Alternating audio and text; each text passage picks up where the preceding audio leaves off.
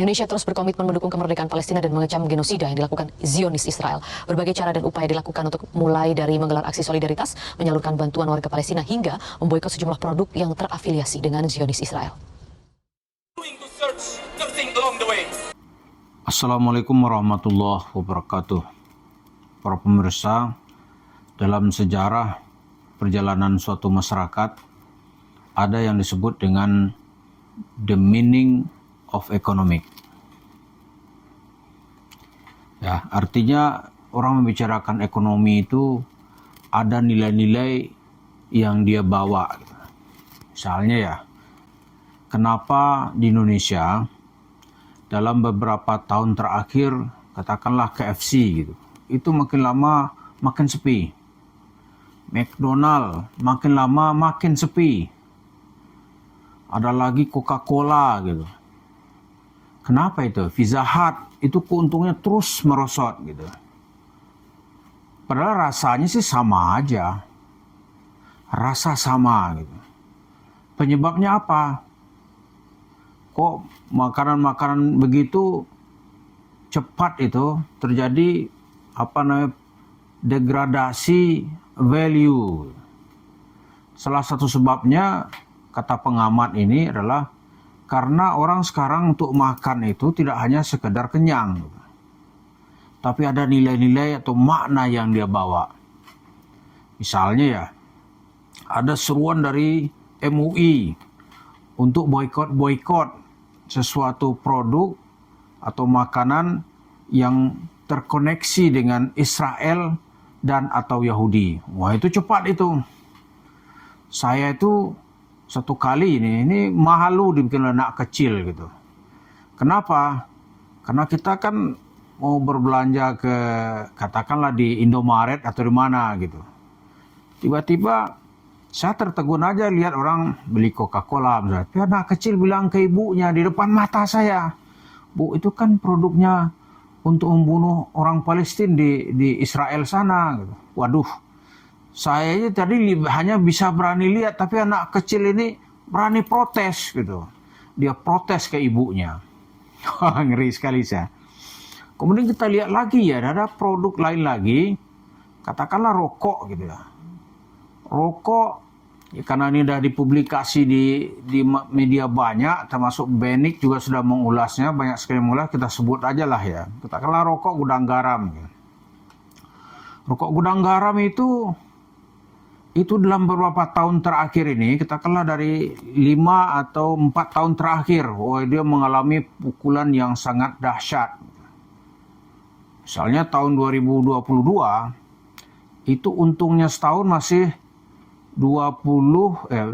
masih sekitar 5 triliun lebih.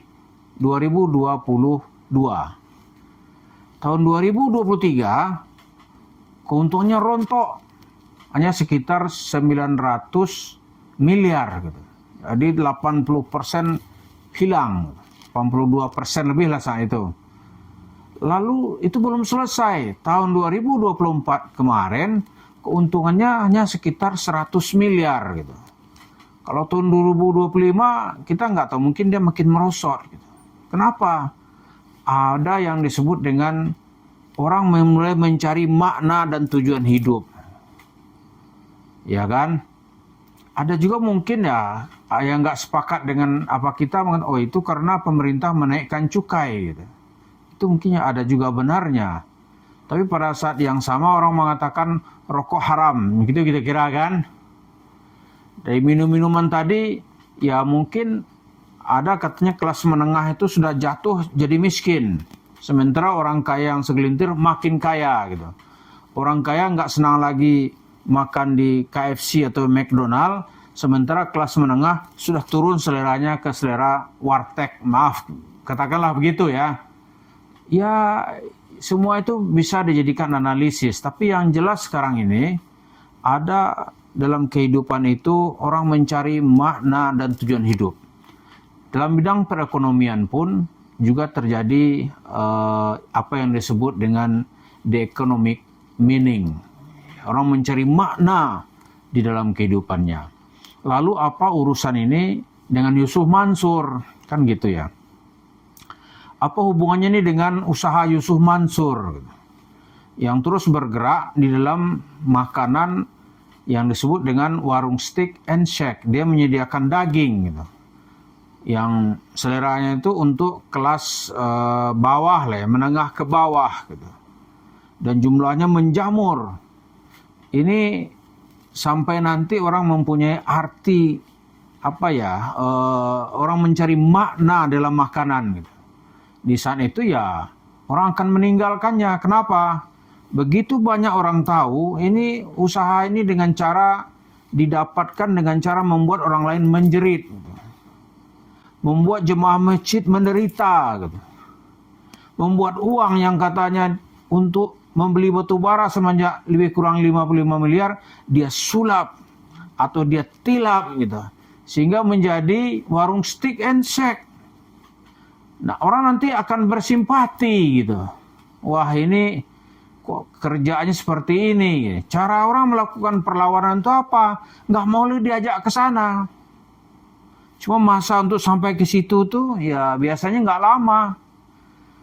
Kembali ke kilas balik makan makanan yang terkoneksi dengan Israel. Orang memboikotnya gitu. Kenapa? Karena perlakuan Israel atau Yahudi di bumi Palestina, di Gaza khususnya, itu sudah melakukan tindakan genosida, pembantaian.